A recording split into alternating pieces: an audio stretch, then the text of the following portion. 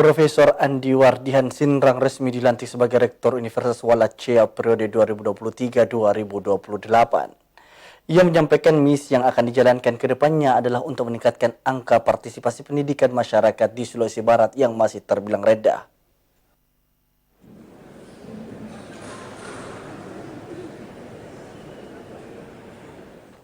Prosesi pelantikan Rektor Universitas Wallacea berlangsung di Ballroom Hotel Unhas Sabtu pagi. Kegiatan ini juga dirangkaikan dengan MOU penandatanganan kerjasama bidang Tridharma perguruan tinggi antara Universitas Wallacea dengan Universitas Hasanuddin selaku universitas pembina, serta beberapa kampus lainnya yakni Universitas Gunadarma, Universitas Sulawesi Barat, dan DNI Group.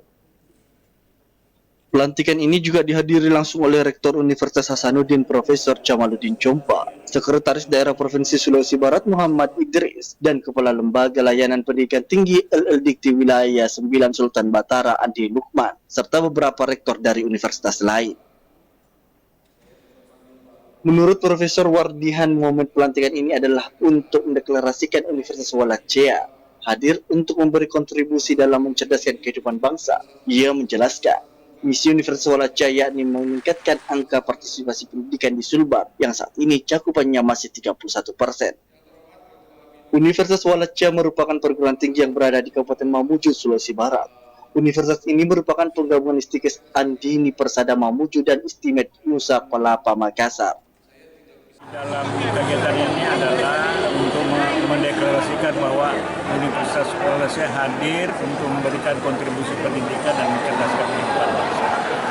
Oleh karena langkah awal kita lakukan adalah menjalin kerjasama kemitraan. Kita lihat Unhas sebagai universitas yang besar, kemudian Gunadarma dari perguruan tinggi swasta yang mensupport kita.